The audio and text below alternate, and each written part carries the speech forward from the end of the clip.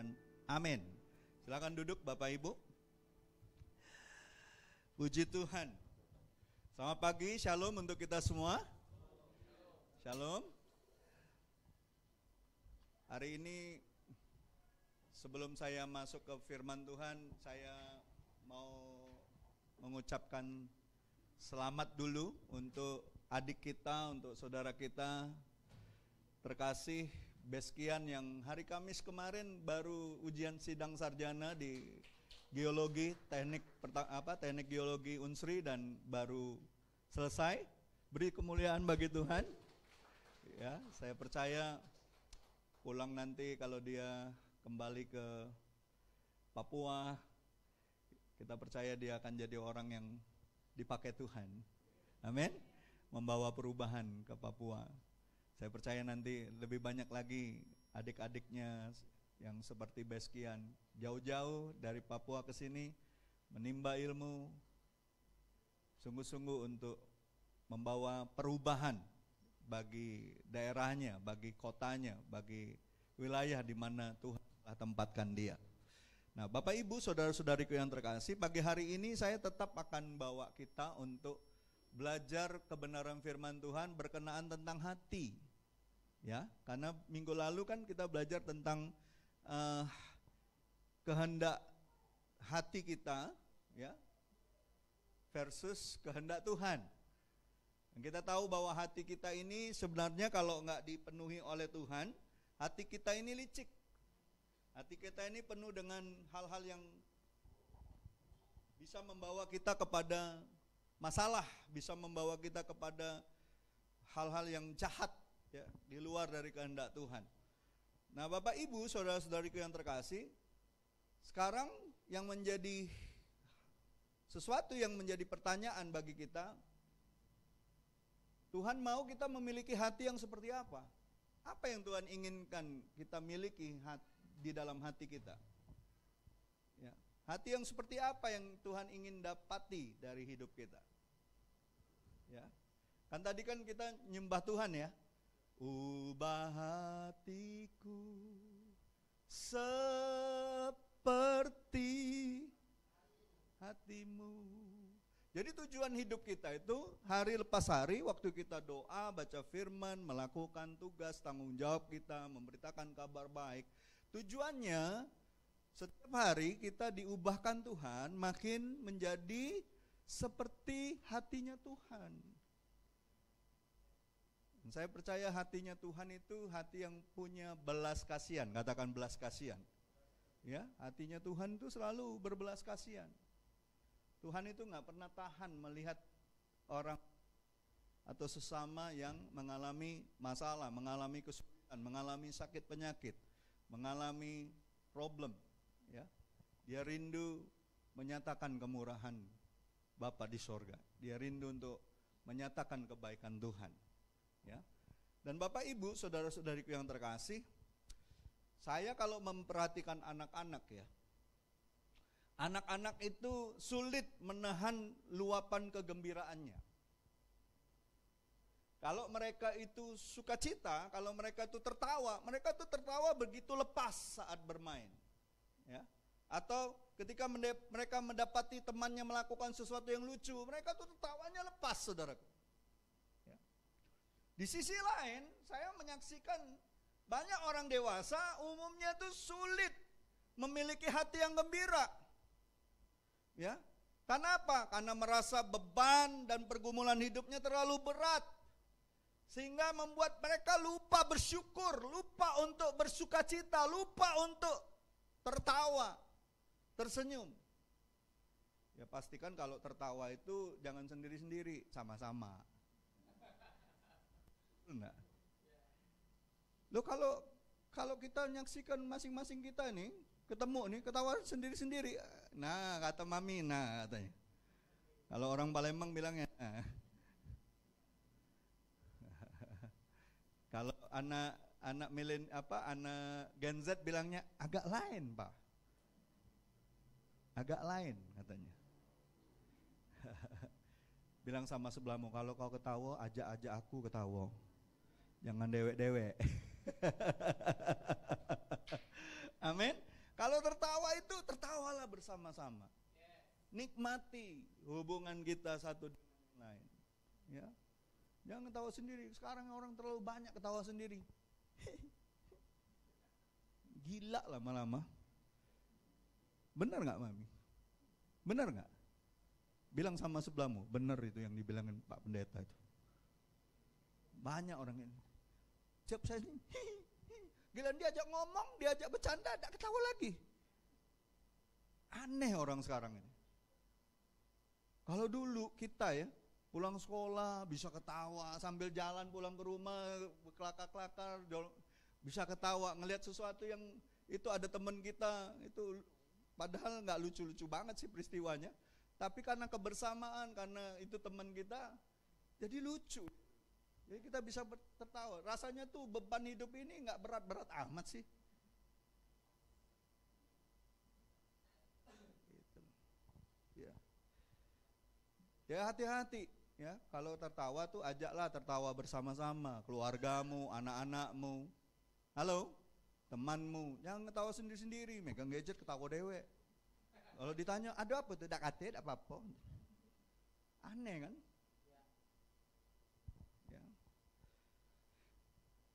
Karena saya percaya apa yang dikatakan firman Tuhan, hati yang gembira adalah obat yang manjur. Dibilang obat yang manjur loh. Saudara kalau nyari obat yang manjur atau yang sudah mahal, ndak kate reaksinya bola. Enggak toh? Pasti cari obat yang manjur, obat yang paten, obat yang betul-betul top katanya. Iya kan? Nah, Alkitab katakan hati yang gembira adalah obat yang manjur. Lah, Tuhan sudah kasih kita banyak hal untuk bisa kita bersuka cita, tapi kita nggak ambil kesempatan itu. Ujungnya banyak orang sakit, bukan hanya fisiknya. Jiwanya sakit, rohaninya sakit.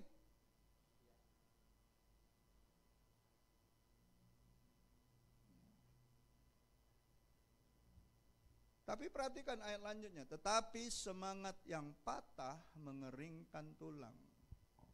Jangan izinkan keadaan atau apapun mematahkan semangat. Jangan izinkan. Ya. Jangan izinkan. Ya, penelitian membuktikan bahwa hati yang gembira adalah resep paling ampuh untuk mengalahkan stres. Ya. Terus orang yang bersukacita itu sistem imunitasnya itu kuat, tinggi.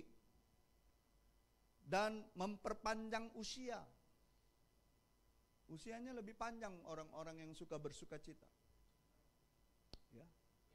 Saudara tahu orang yang marah 5 menit marah, imunitas tubuhnya 1 hari hilang. Makanya gak heran orang yang gampang marah, gampang juga terkena sakit penyakit. Orang yang gampang marah tuh gampang terkena sakit penyakit. Dia karena apa? 5 menit aja dia marah, dia simpen kemarahan itu, hilang imunitasnya 1 hari. Apalagi kalau seharian dia marah. Makanya Alkitab katakan apa? Sebelum matahari terbenam, kita harus beresin amarah kita. Selesaikan. Ada amin. Selesai. Jangan dipendam. Datang itu, si iblis tangkap itu. Jadi bisa jadi celah untuk dia memberikan hal-hal yang jahat dalam pikiran kita, dalam hati kita, dalam perasaan kita, bahkan dalam tubuh kita. Jadi jangan coba-coba nyimpen kemarahan lebih dari 5 menit. Wah, hilang imunitas kita. 1 harian. Ya. Nah, yang terpenting ayat yang barusan tadi saya katakan itu menunjukkan bahwa bukan keadaan yang mengatur sukacita, melainkan hati. Ada amin.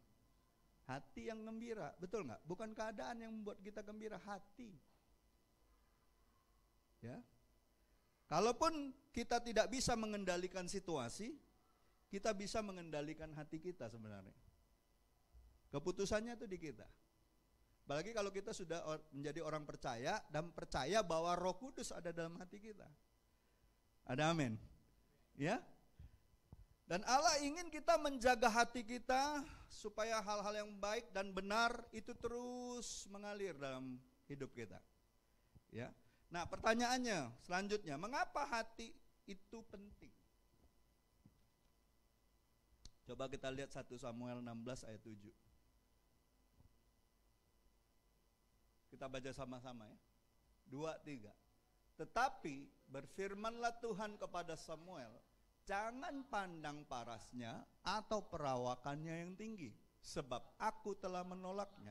Bukan yang dilihat manusia, yang dilihat Allah. Manusia melihat apa yang di depan mata, tetapi Tuhan melihat hati. Ini peristiwa di mana Samuel disuruh Tuhan untuk mengurapi salah satu anaknya Isai. Ya. Bukan Isai yang di sini. Bapaknya Daud. Salah satu anaknya. Semua ditampilin anak-anaknya yang gagah-gagah perkasa, yang tentara-tentara, yang pangkatnya mungkin luar biasa dalam ketentaraan, tapi Tuhan bilang enggak, bukan yang dilihat manusia. Makanya setelah semua anaknya yang ditampilkan nggak ada yang berkenan, Samuel tanya, masih ada lagi nggak ada lagi nggak anakmu? Oh iya masih siko katanya.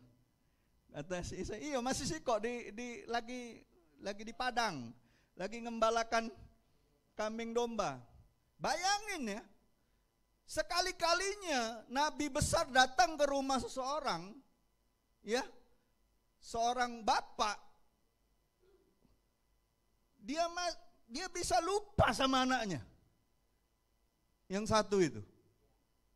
Berarti memang Daud ini gak diperhitungkan, bahkan oleh bapaknya sendiri gak diperhitungkan.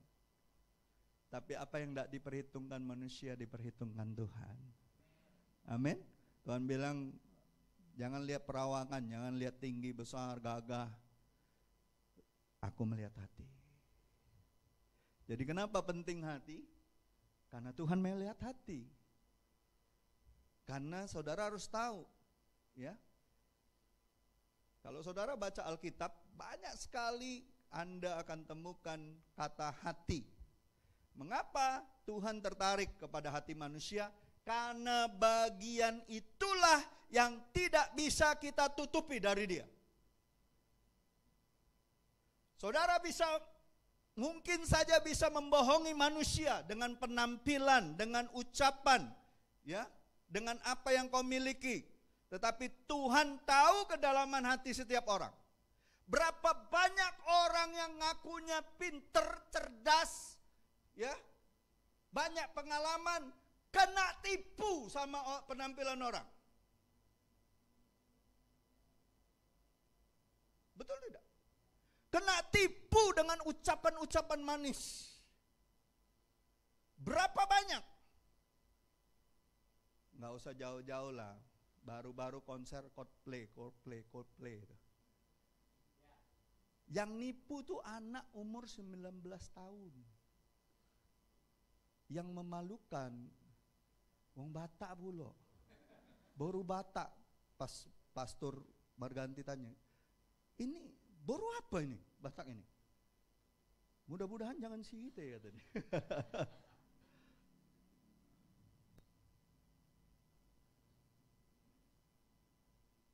Anak 19 tahun bisa nipu 15 miliar.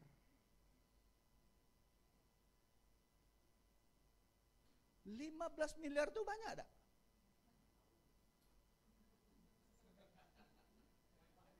Amel kerja seumur hidup jadi guru 15 miliar dapat enggak? Rengkoyo katanya. Ulah rengko ya.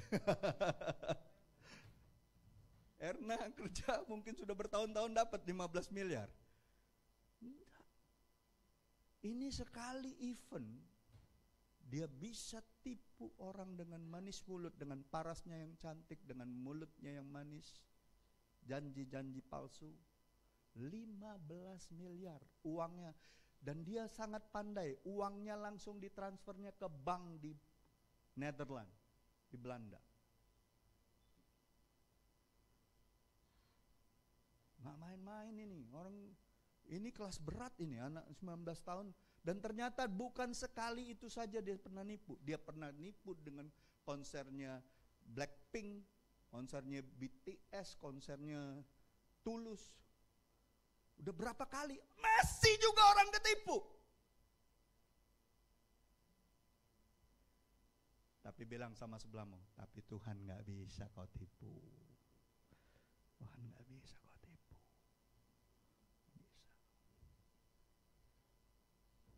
Bisa. Saudara, makanya kita ini butuh hikmat Tuhan tiap hari.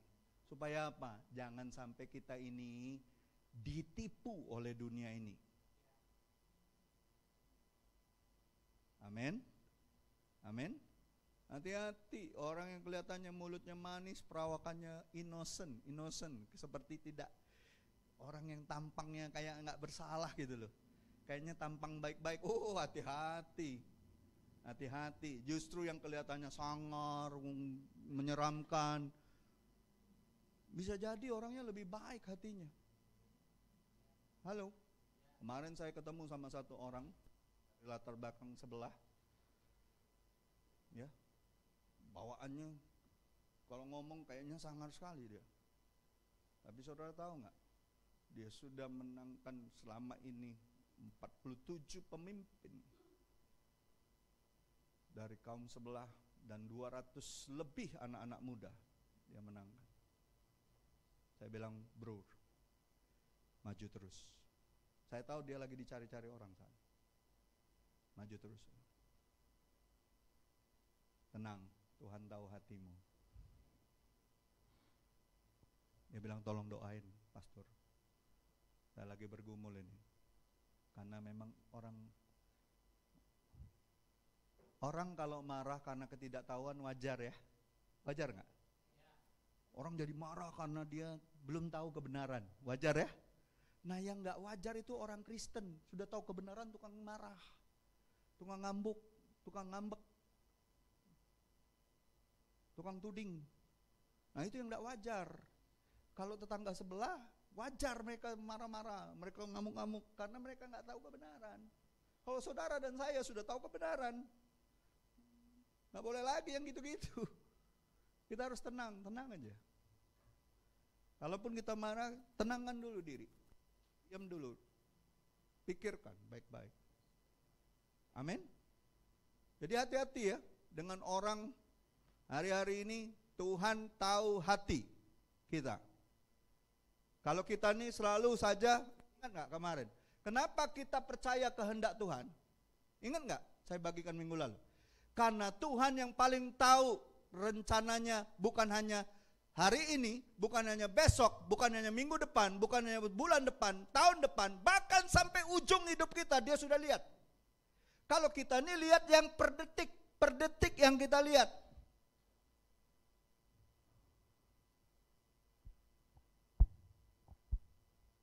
Jadi Bapak Ibu ingat baik-baik, kalau ketemu seseorang atau mau ketemu seseorang, berdoalah, Tuhan beri aku hikmat.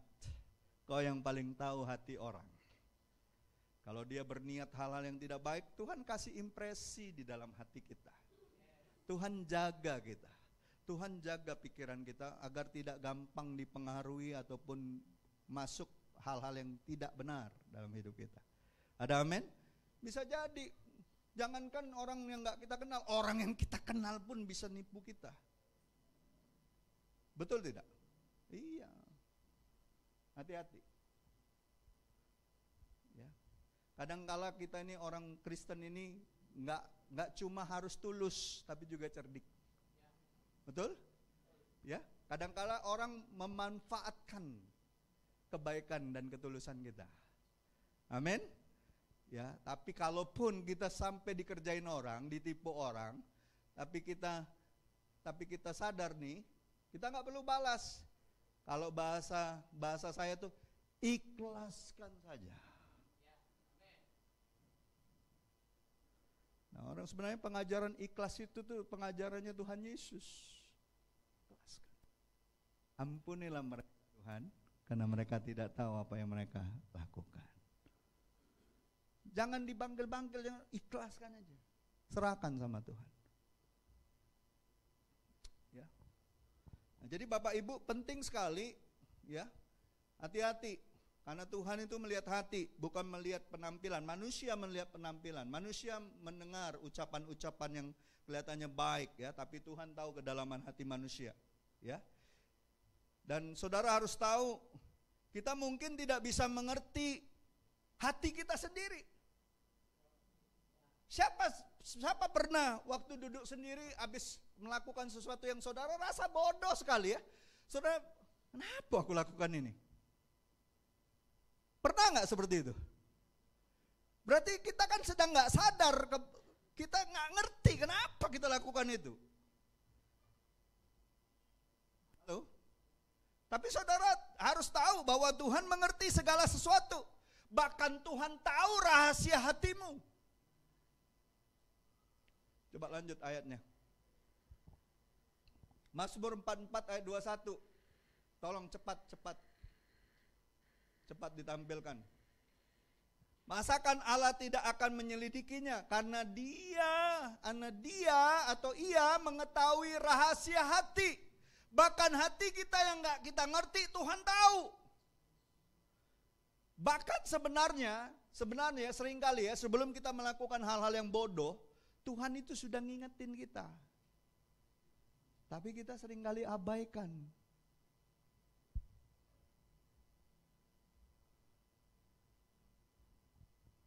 Ya. Lanjut. Segala rahasia yang terkandung di dalam hatinya akan menjadi nyata sehingga ia sujud menyembah Allah dan mengaku sungguh Allah ada di tengah-tengah kamu. Berarti apa? Allah itu tahu rahasia hati kita. Saudara, di dalam kumpulan orang sebanyak ini, ya, saya nggak mungkin tahu hati saudara masing-masing nih. Tapi saya tahu satu hal. Saya nggak mungkin nyenangkan semua orang ketika saya mengatakan kebenaran. Bisa jadi ada orang yang nggak senang hatinya. Tapi walaupun saya nggak tahu, Tuhan tahu. Amin. Ada amin. Tuhan tahu. Tuhan tahu rahasia hati kita. Ya. Yesus pernah mengatakan ini. Ya, Yesus pernah mengatakan ini kepada banyak orang. Tetapi Yesus sendiri, ya, Alkitab pernah katakan ini, tapi Yesus sendiri tidak mempercayakan dirinya kepada mereka karena ia mengenal mereka semua dan karena tidak perlu seorang pun memberikan kesaksian kepadanya tentang manusia sebab ia tahu apa yang ada di dalam hati manusia. Makanya tiap kali dia ngadepin orang-orang Farisi, ahli Taurat, ya, dia tahu hati orang-orang ini jahat, ingin menjebak. Pertanyaan, bawa wanita yang berzina. Tuhan tahu hati orang-orang itu jahat. Saudara mau kita punya kepekaan seperti itu? Amin? Ada amin? Ya, itu hasil dari hubungan kita dengan Tuhan, intim setiap hari. Di dalam saat-saat teduh kita. Di dalam saat-saat kita ketika kita ngunjungin orang, beritakan Injil, Tuhan lambat laun Tuhan kasih kepekaan sama kita. Kepekaan. Ya. Jadi Bapak Ibu, berdasarkan pengetahuannya Tuhan tentang hati manusia, makanya cuma Tuhan yang mengadili manusia dengan benar. Betul tidak? Karena dia tahu rahasia hati semua orang, maka cuma dia satu-satunya hakim yang benar.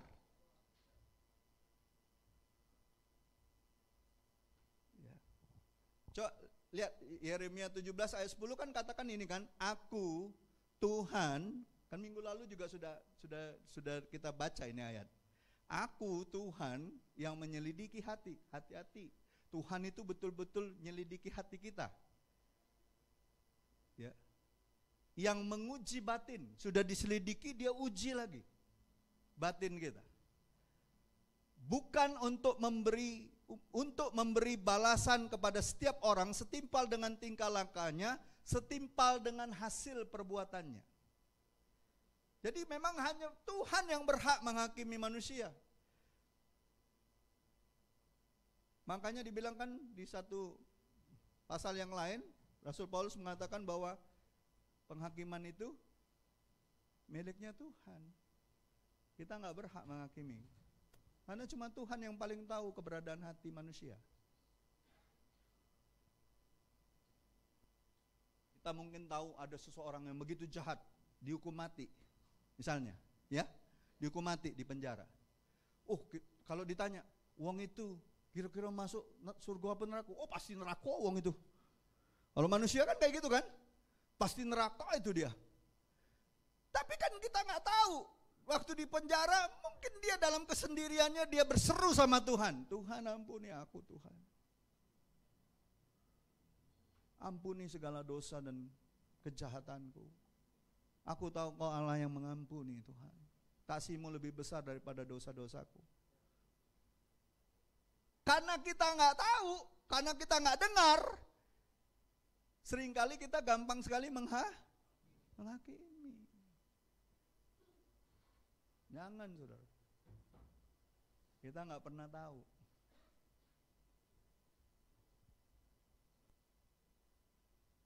Kita nggak pernah tahu.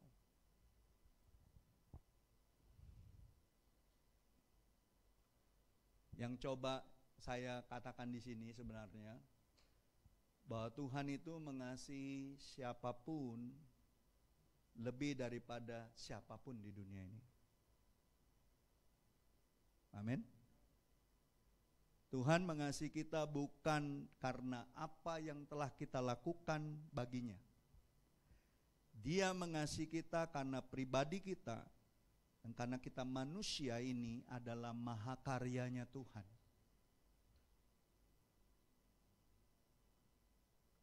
Kalau saudara buat sesuatu yang indah di mata saudara, indah sekali saudara buat satu karya handmade saudara. Saudara sayang gak sama benda itu? Nah, saudara dan saya adalah masterpiece-nya Tuhan. Masakan si Tuhan gak sayang sama kita?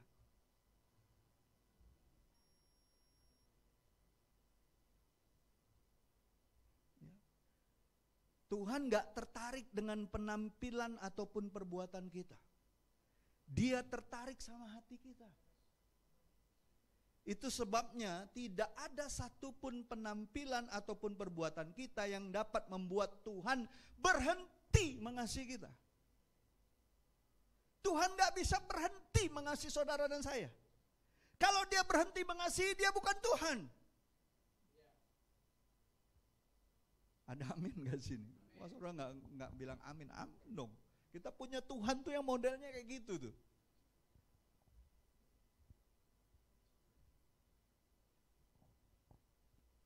Jadi Bapak Ibu, saudara-saudariku yang terkasih, ketahuilah bahwa hati adalah inti keberadaan kita.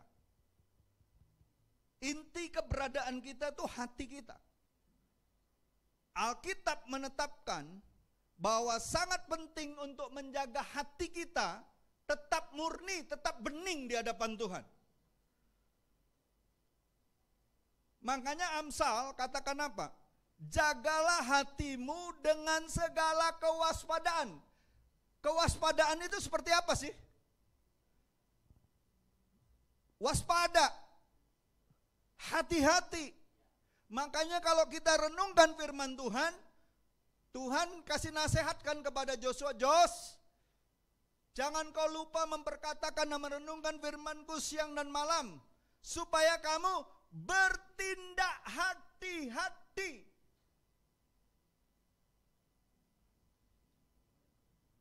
Waspada itu berarti kita hati-hati. Kalau kita nasihatin anak, ya sini banyak orang tua kan, hati-hati anak. Yang terutama apa yang hati-hati? Hatinya. Jaga hidupnya itu hatinya yang harus dijaga. Kalau hatinya sudah melenceng, wah hancur hidupnya. Udah pasti hancur. Apalagi melenceng dari Tuhan.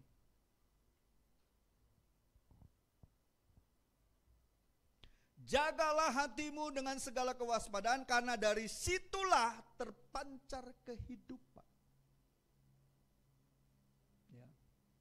Siapa yang percaya orang yang baik hatinya akan mengeluarkan atau memancarkan kebaikan dalam hidupnya. Ya, ketulusan hati akan menuntun kita untuk berbuat hal-hal yang baik. Udah pasti. Ya. Agar hal-hal negatif tidak menggerogoti hati kita, caranya cuman berjaga-jaga di dalam doa dan kebenaran firman Tuhan. Nggak ada cara lain. Makanya Yesus waktu Taman Getsemani nasihatin murid-muridnya apa? Yang dia minta, berjaga-jagalah dan berdoalah supaya kamu tidak jatuh dalam pencobaan. Bermacam-macam percobaan. Caranya cuma itu, nggak ada cara lain. Saudara kalau tanya saya, bagaimana sih pastor jaga hati gitu? Berdoa, baca firman, renungkan, lakukan apa yang firman Tuhan katakan. Nggak ada cara lain. Mau cara apa?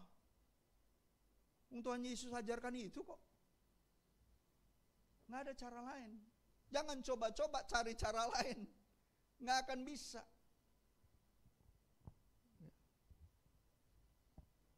Dan saya percaya orang yang senantiasa menjaga hatinya akan memiliki kekuatan untuk menjalani masa-masa sulit dalam kehidupannya.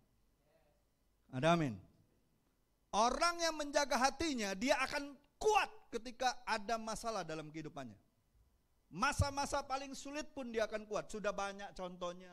Daniel, Sadrak, Abednego, Yusuf. Betul?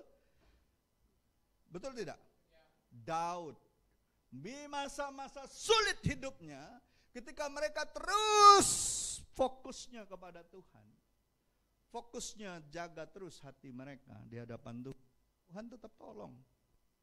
Tuhan tetap tolong, walaupun keadaan tidak menjadi lebih baik. Betul tidak? Tidak menjadi lebih baik kelihatannya perjalanannya kan awal-awalnya, betul nggak? Tapi apa yang sudah dikatakan Tuhan, sudah disampaikan Tuhan sebagai visi dalam kehidupannya, pasti terjadi. Kenapa? Mereka jaga hatinya, kebeningan hatinya. Contoh siapa? Yusuf.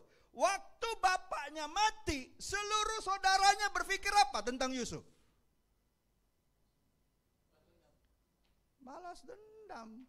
Nah, bapak kita matilah gitu dicincang oleh si Yusuf ini. Betul nggak? Semua berpikir bahwa kakak-kakak semua berpikir bahwa dia akan balas dendam loh. Tapi ternyata Yusuf jaga hatinya.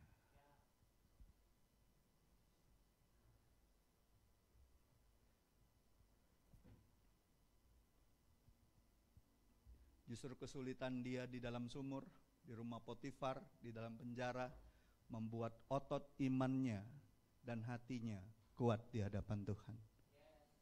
Dia tidak izinkan keadaan mengkontaminasi hatinya untuk marah, untuk benci, untuk menyimpan dendam. Tidak.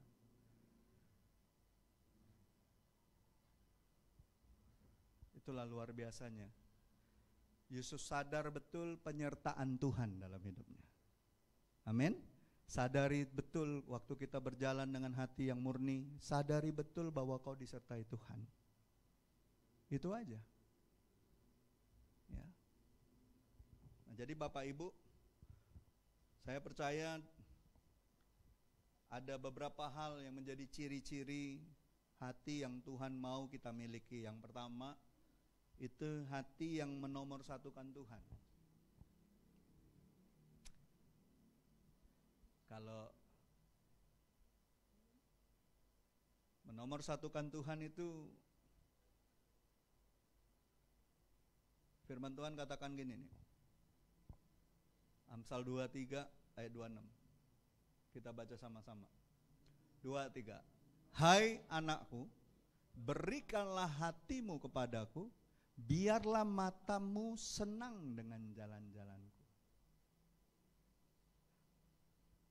Kenapa banyak orang enggan menyerahkan hatinya kepada Tuhan? Kenapa? Kenapa banyak orang enggan menyerahkan hatinya sama Tuhan?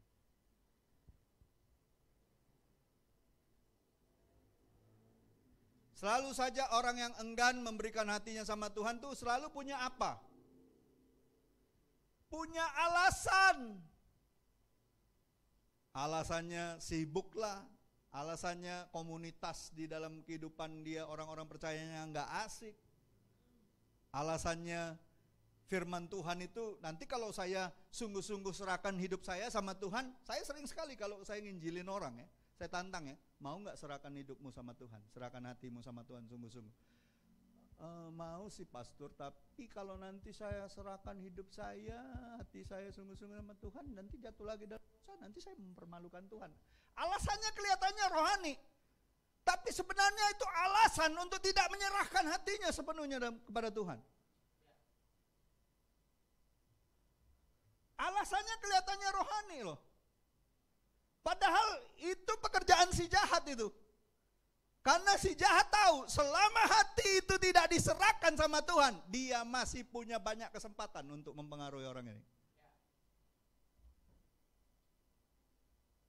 Wah, itu udah bukan ratusan kali itu saya ngadepin orang-orang seperti itu. Tiap kali saya injilin orang, di saat nantang dia, mau gak serahkan hidupmu, hatimu sama Tuhan? Ngomongnya sih rohani, mau sih pastor, tapi ada tapi. Nah kalau sudah tapi itu pasti ada alasan. Alasan yang gak masuk akal yang dibuat-buat. Dan saya percaya itulah pekerjaan ilah zaman yang menutup mata hati orang itu untuk melihat terang Injil. Terang Injil. Tapi begitu seseorang membuka hatinya untuk diserahkan sama Tuhan, kegelapan segelap apapun, kebencian sebenci apapun, dendam separah apapun, semerah apapun kemarahan, semerah buah kirmizi sekalipun, Tuhan bisa ubah itu. Sekejap aja Tuhan ubah. Selesai. Matamu jadi terang, melihat sesuatu, melihat dunia ini dengan cara yang berbeda.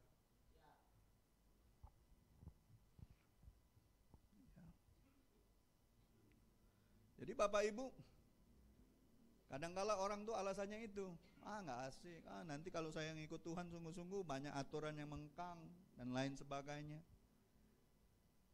Namun ingat, ini ada janji nih di ayat ini. Siapapun yang menomorsatukan Tuhan, ketika dia serahkan hidupnya, hatinya, saudara dan saya akan dibahagiakan Tuhan dengan jalan-jalan yang Tuhan pilihkan atas hidupmu. Tuhan yang menetap. Tuhan menetapkan langkah-langkah orang yang hidup berkenan kepadanya.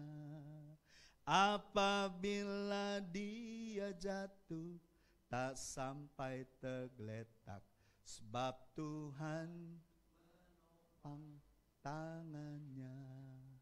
Tangannya, sebab Tuhan menopang tangannya. Apabila dia jatuh, tak sampai tergeletak, sebab Tuhan menopang tangannya. Asik loh sama Tuhan. Bilang sama sebelah-sebelahmu, ngikuti jalan Tuhan tuh asik loh. Walaupun banyak onak duri, tapi bersama dengan Tuhan, kalaupun kita sudah gak kuat, Tuhan gendong kita. Bahkan janji Tuhan ya, sampai memutih rambutmu, aku tetap Allahmu yang akan menggendong engkau. Makanya kalau yang sudah rambutnya putih-putih, jangan disemir. Malaikat nanti bingung. Nah kemarin putih, nak suruh Tuhan gendong, ngapa sekarang hitam? Ada jadi ya. Saya suka kalau lihat yang sudah tua-tua rambutnya putih, nggak disemir, nggak apa-apa. Nanti kalau dia mau dapat masalah, mau dapat hal-hal yang nggak enak, Tuhan suruh malaikatnya gendong. Amin. Ya. Kemarin Yobel sama Rambut papi itu sudah putih kalau sekarang. Nggak bisa lagi kami cabut-cabut nih. Kalau dicabut gundul kayak rambut papi. Nggak usah lah. Biarlah alamiah. Iya, sampai ke kumis sama jenggot-jenggot papi sekarang putih kalau. Pakai Cak Kolonel Sanders. Duduk depan KFC nanti. Ya. Saudara percaya bahwa ketika kita serahkan hati kita sama Tuhan, Tuhan yang akan menetapkan langkah-langkah kita. Ya, asik kok jalan sama Tuhan. Ya, ada suka, ada duka, tapi Tuhan yang menetapkan langkah kita. Kita nggak cari-cari sendiri, kita nggak pusing-pusing sendiri, Tuhan yang menetapkan jalan kita. Itu yang pertama. Yang kedua, orang yang Tuhan inginkan memiliki hati-hati yang seperti apa? Hati yang meluapkan hal yang baik. Matius 15 ayat 18, Tuhan Yesus pernah berkata gini, tetapi apa yang keluar dari mulut itu berasal dari hati. Dan itulah yang menajiskan orang. Ya.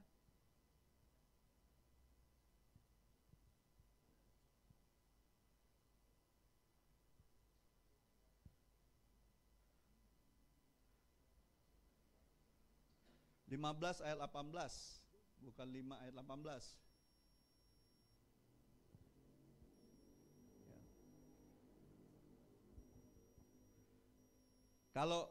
Kalau Yakobus, kenapa penting sekali itu? Kita tahu hati itu, apa yang keluar dari mulut, keluar dari hati.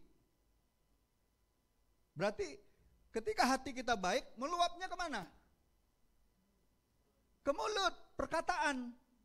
Makanya betul Yakobus katakan apa? Kitab Yakobus, dengan mulut yang sama kita bisa memaki orang, tapi juga kita bisa memuji Tuhan. Dengan lidah kita memuji Tuhan, Bapa kita, dan dengan lidah kita mengutuk manusia yang diciptakan menurut rupa Allah. Dari mulut yang satu keluar berkat dan kutuk. Hal ini saudara-saudaraku tidak boleh demikian terjadi. Tuhan gak mau kita mendua hati. Kalau hati kita baik, hati kita dikuasai oleh roh Tuhan, hati kita dikuasai oleh firman Tuhan, apa yang keluar dari mulut kita meluap hal-hal yang baik. Ya. Jadi hati-hatilah berucap. Karena dari situlah orang dapat melihat siapa kita dan bagaimana keadaan hati kita sebenarnya. Orang kalau ngomongnya kasar, ngomongnya kotor, ngomongnya nggak karu-karuan ya. Apalagi di Palembang ini ya. Kalau orang ngakunya udah ngikut Tuhan, tapi 3 kata selalu ada tit, 3 kata tit, 3 kata tit. Nah, itu orang itu. Orang itu belum sungguh-sungguh serahkan hatinya sama Tuhan.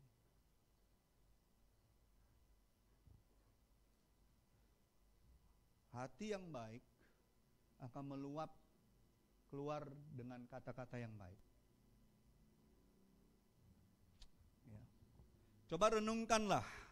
Apakah kata-kata kita yang kita ucapkan hari-hari ini sudah baik? Sudah benar? Sudahkah kualitas perkataan kita mencerminkan hati kita sebagai seorang pengikut Kristus? Sudahkah? Pertanyakan diri kita masing-masing. Saya percaya ini. Waktu Yesus khotbah di atas bukit, Yesus bilang ini, berbahagialah orang yang suci hatinya, karena mereka akan melihat Allah. Melihat Allah di sini bukan melihat Allah wujudnya, bukan. Melihat Allah di sini banyak hal yang bisa kita rasakan. Baik itu pertolongannya, baik itu mujizatnya, baik itu kemurahannya melalui orang-orang yang Tuhan pakai untuk memberkati kita.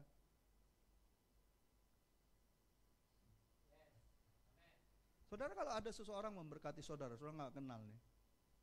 Saudara misalnya ada di satu daerah ataupun satu kota ataupun satu negara, saudara nggak kenal siapa-siapa. Tiba-tiba ada seseorang memberkati hidupmu dengan menolong, misalnya tunjukkan jalan, ataupun saudara ditolong dengan dia memberkati saudara karena saudara mungkin sudah kehabisan uang atau banyak cerita-cerita seperti itu. Saudara tahu nggak? Itu Tuhan yang kerjakan. Ada amin? Iya. Saya percaya, apalagi kalau orang-orang yang hatinya baik, hatinya suci, hatinya benar, Tuhan siapkan pertolongan-pertolongannya untuk hidup kita. Banyak, saya dapat cerita banyak soal orang yang seperti itu. Siapa yang percaya orang yang baik hatinya, orang yang suci hatinya, selalu saja ada cara Tuhan untuk nolong dia. Amin. Oh, kalau orang jahat nih, orang jahat hatinya, dan banyak orang tahu, ketika dia susah, boro-boro ditolong.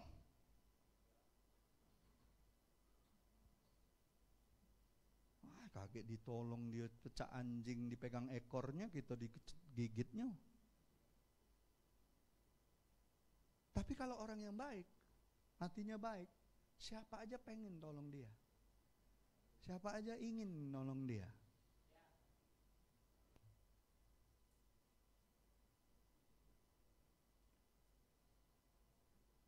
Saya ingat waktu ini, saya kesaksian aja. Saya ingat Pak Yusuf Masawan almarhum pulang dari New York.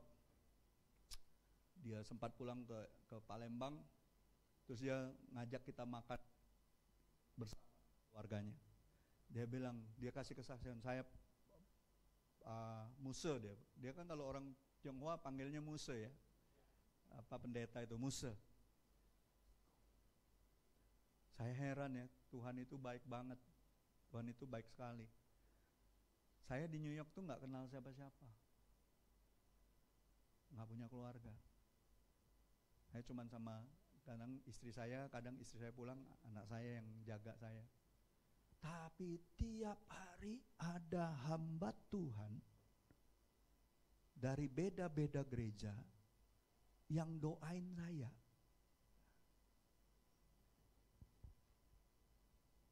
Perhatikan, nggak kenal siapapun, nggak punya keluarga siapapun di New York. Tapi tiap hari ada yang ngunjungin dia, doain dia. Tahu nggak impresi saya, Tuhan kasih impresi di sini. Saya bilang sama dia, Pak, Bapak itu selama hidup, Bapak pakai harta dan kekayaan Bapak untuk memberkati hamba-hamba Tuhan di kota ini. Saya percaya Tuhan tidak pernah berhutang kepada hambanya. Oh gitu ya Musa? Iya. Ada ayatnya. Amin. Jadi janganlah jemu-jemu berbuat baik, karena pada waktunya kita akan menuai. Jangan jemu-jemu berbuat baik kepada semua orang, terutama kepada saudara seimanmu. Saya mau tanya sama saudara,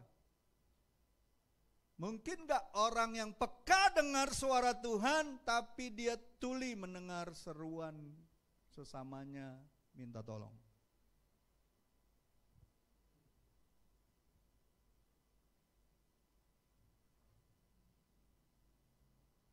Orang kalau ngomong dia peka sama suara Tuhan, dia bisa dengar Tuhan berbicara Tuhan, tapi dia nggak peka dengan orang sesamanya yang sedang butuh pertolongan. Saya rasa itu kepekaan yang palsu. Masa peka sama Tuhan yang nggak kelihatan, sama yang kelihatan nggak peka? Nah, bisa seperti itu. Saudara, jangan jadi orang yang kelihatannya baik terkenal di luar sana. Perhatikan dulu saudara-saudaramu yang ada di ruangan ini aja. Saling perhatiin, tanya kabarnya. Kalau kita ditaruh Tuhan di dalam hati, tanya tentang hidupnya. Gimana kamu hari ini? Apalagi kalau dia orang rantauan, bukan dari kota ini. Gimana hari-harimu? Kamu gimana? Masih makan gak? Jangan-jangan sudah gak makan 3 hari. Dan kita gak peka gitu loh.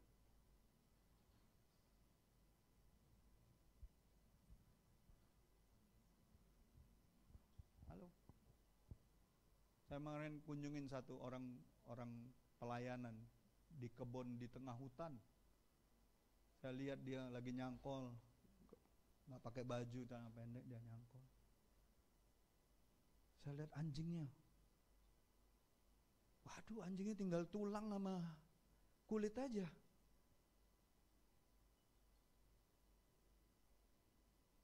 Terus saya tanya sama dia, kamu kalau hari-hari makan apa?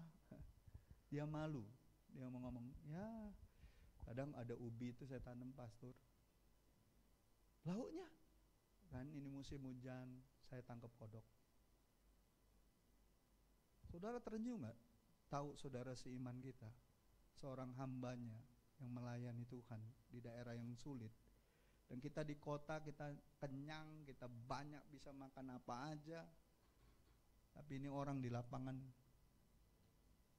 susah.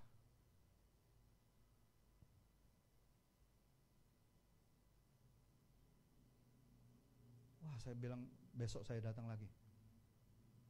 Saya kasih dia berkat sedikit untuk kamu. Besok saya datang lagi.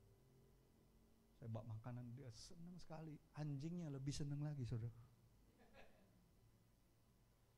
Dia bilang sama Ibu Irma, nanti kita beliin anjing, kan gak perlu beras yang mahal, asal dia bisa makan. Bayangin saudara, ini hamba Tuhan nyiapin saya kopi, saya minum kopi, habis kopi ampasnya dimakan itu sama anjing. Saking susahnya. Untung dia belum berkeluarga. Kalau dia berkeluarga, saya nggak ngerti lagi gimana anaknya. Satu hal ya, karena saya juga piara anjing ya. Dari kecil saya piara anjing. Sekarang di rumah ada firman Tuhan jelas sekali mengatakan, orang benar memberi makan peliharaannya. Memperhatikan hewan peliharaannya. Saudara kalau sampai pelihara sesuatu, saudara gak kasih makan, tanggung jawab sama Tuhan. Amin. Ada? Iya. Wah, saya lihat itu terenyuh hati saya. Saya ajak lagi teman-teman hamba Tuhan yang lain besoknya. Wah, bawa banyak langsung berkati dia. Semangat lagi dia melayani. Saudara, kadang-kala kita memang perlu sekali-sekali ya retret kita, nggak perlu acara-acara retret. Cari orang yang susah, yang kita tahu sedang pelayanan, kita kunjungin, lihat hidupnya. Nggak perlu kita banyak ngomong, kita lihat aja hidupnya. Kalau dia punya istri, tanya istrinya gimana, kebutuhan dapurnya cukup nggak. Kadang kalau orang hamba Tuhan tuh ya, suaminya tuh ngomong kalau ditanya, bagaimana Pak pelayanannya? Oh baik, puji Tuhan. Tapi kalau tanya istrinya, aduh Pak, anak saya belum minum susu. Beda loh. Ya. Yang paling tahu keadaan rumah tangga tuh istrinya. Suami kadang-kadang jaim. Halo? Amin? Saudara perhatiin. Ya. Perlu sekali-sekali kita retret, lagi ada waktu ya. Mundur dulu sedikit, kunjungin orang. Lihat keadaannya. Saudara percaya nggak? Kalau orang sakit saudara kunjungin 5 kali, maka dia akan terbuka akan banyak hal dalam kehidupannya.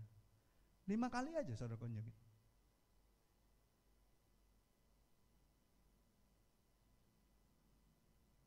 Lo datang.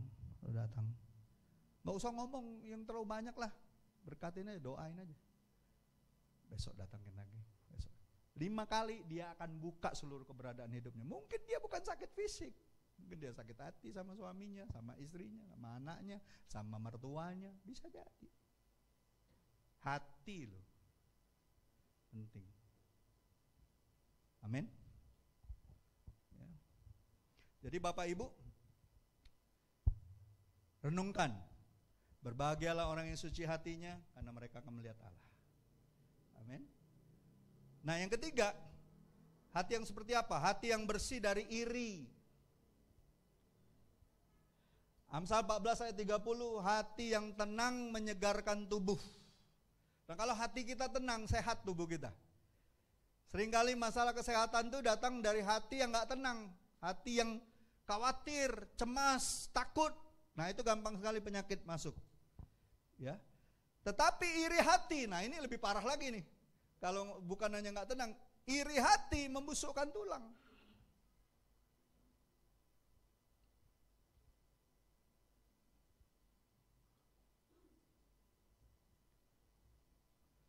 Saudara tahu nggak, iri hati itu kejahatan kasat mata.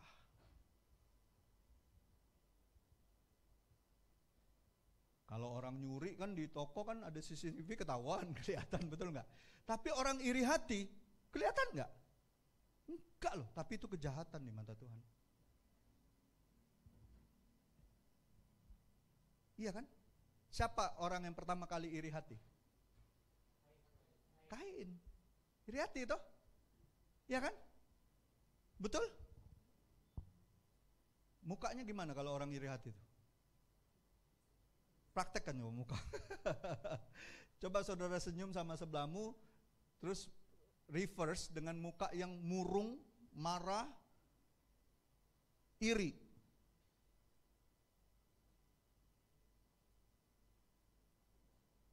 Waktu Kain murung, marah, iri sama adiknya karena korban yang diterima Tuhan dia tidak, Tuhan sebenarnya ngingetin dia nggak? Tuhan nasihatin dia nggak? Iya kan? Kenapa mukamu muram? Kenapa hatimu panas? Tidak kau tahu, dosa sudah mengintip di depan pintu hatimu. Hati-hati, orang yang iri itu jahat loh. Kejahatan yang kasat mata. Dan siap-siap, dosa sudah mengintip di pintu hatimu. Sudah dinasihatin Tuhan, sudah dikasih tahu Tuhan, tapi tetap nak kendaknya dewe. Ujungnya apa? Bunuh. Orang yang iri hati bisa memikirkan hal-hal yang begitu jahat dalam hidupnya. Berhentilah iri, karena itu sama dengan merusak diri dan tidak mendatangkan sukacita dalam hidup kita. Lanjut ayatnya. Sebab di mana ada iri hati dan mementingkan diri, di situ ada apa? Ada apa? Kekacauan dan segala macam perbuatan jahat. Ketika rumah tangga mulai kacau, mulai banyak hal-hal yang jahat terjadi, cek hatimu. Ketika satu perusahaan banyak orang-orang yang membuat kekacauan di situ, cek hati orang-orang itu. Saya kemarin khotbah di depan salah satu perusahaan besar di kota ini. Saya bilang, coba tanya masing-masing kalian, ada tidak saling iri? Kalau masih ada, perusahaan ini akan kacau nggak lama lagi. Tapi kalau memang ada, beresin sekarang. Mumpung ada waktu. Amin? Ada amin? Di mana ada iri hati, di situ ada apa? Kekacauan dan segala macam kejahatan. You name it. Mau ada hati yang membenci, korupsi, semua ada di situ. Hati-hati. Ya, hati-hati. Pernah kan dengar di Indonesia kan satu-satunya negara yang katanya ada korupsi berjemaah. Karena iri hati. Oh kalau dia bisa, aku tidak. Rame-rame satu departemen itu korupsi. Oh iya. Itu iri. Pangkalnya itu diiri. Ya siapa yang sangka orang cuman pangkatnya cuman apa itu? Pernah kejadian berapa tahun yang lalu, betul nggak? Namanya nama Alkitab ya. Namanya Alkitab loh. Gayus. Belakangnya marga lagi. Korupsinya kalah pejabat-pejabat tinggi. Dia cuma pangkat apa? Katanya di penjara, nonton tenis ATP, nonton. Bisa nonton tenis ATV. Ya, internasional kejuaraan dunia tenis, dia bisa nonton. Berapa dia punya uang itu? Ditangkap lagi, ketawa-ketawa aja dia pakai baju kuning itu. Kalau yang modelnya, yang pangkatnya cuma segitu aja segitu, apalagi ya di atas-atasnya. Contohnya dari siapa itu? Dan terbukti tahun-tahun terakhir ini banyak kan dari departemennya. Ngeri loh, ngeri hari-hari ini ngeri. Ini loh pangkalnya, iri hati. Di mana ada iri hati, di situ ada kekacauan dan macam-macam kejahatan pasti ada di situ. Coba bilang sama sebelahmu, ada enggak kau iri sama aku? Kalau ada, kita beresi. Kalau enggak kate, puji Tuhan. Jangan sampai kita iri-irian. Ya, kalau kau ngiri, aku nganan.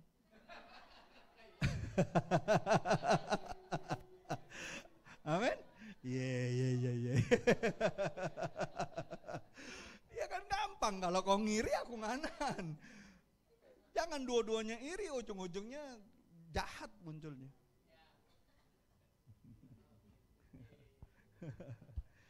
Nah, sekarang saya mau tanya sama saudara. Memang tidak mudah untuk menerima situasi ketika melihat orang lain meraih kesuksesan. Makanya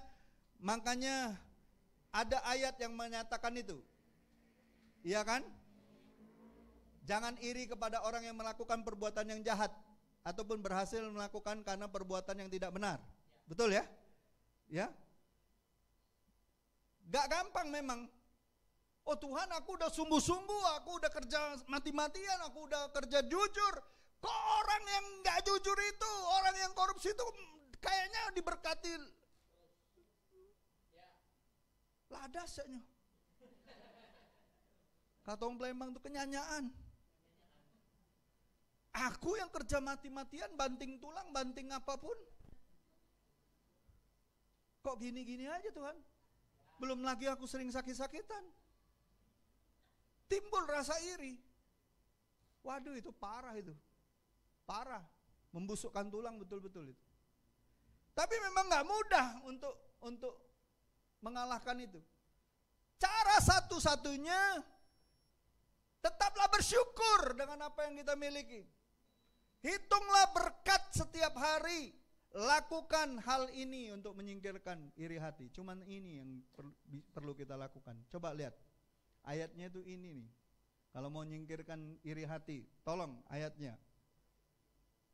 2, 3. Dan bergembiralah karena Tuhan, maka Ia akan memberikan apa yang diinginkan hati. Bergembiralah karena Tuhan.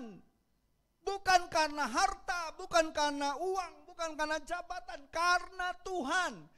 Kalau kita lakukan itu, sukacita kita karena Tuhan, Tuhan jaga hati kita. Karena ayat-ayat lanjutannya ya dibilangnya, orang yang fasik, orang yang melakukan hal yang jahat, mereka seperti rumput kering yang sebentar ditiup angin lalu lenyap. Itu cuma sementara kok. Kita ngerjakan hal yang kekal, amin. Ada amin. Inilah cara satu-satunya matahkan iri hati. Bergembira karena Tuhan.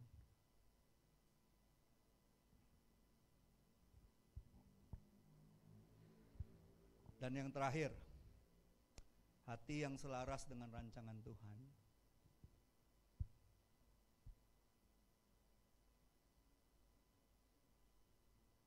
Amsal 19 ayat 21, banyaklah rancangan di hati manusia, tetapi keputusan Tuhanlah yang terlaksana. Saya nggak tahu dengan saudara, mungkin saudara tahun ini sudah menyusun banyak rencana, bahkan untuk tahun ke depan. Ada yang sudah menyusun rencana untuk tahun depan? Bahkan untuk beberapa tahun ke depan? Ada? Mungkin ada yang sedang berencana buka usaha baru. Mungkin ada yang sedang mengerjakan skripsi, punya rencana. Atau ada yang mau cari kerja, atau melanjutkan studi, atau ada yang mau nikah, punya rencana, atau ada yang mau nyicil rumah dan lain sebagainya. Saya mau kasih tahu, sedetail apapun rencana kita, jangan sampai lupa melibatkan Tuhan dalam hidup kita, dalam rencana kita. Jangan lupa. Jangan lupa. Saudara kayaknya detail semua sudah dibikin. Oh, apa lagi ya? Apa lagi? Ingat galau itu, pokoknya detail, yang detail ingat semua. Tapi lupa yang satu itu, selesai, kelar hidup lo.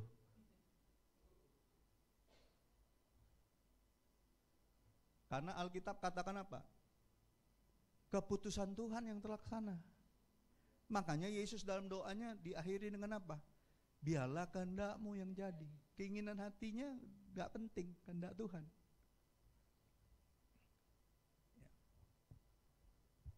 Jadi Bapak Ibu, saudara-saudariku yang terkasih, saya mau kasih tahu, tidak ada salahnya bikin rancangan. Tidak ada salahnya buat rencana. Tetapi alangkah baiknya kalau kita mengikut sertakan Tuhan di dalamnya. Percayalah, rancangannya itu adalah rancangan yang membawa kita kepada damai sejahtera. Ya kan? Jelas sekali, Yeremia 29 ayat 11.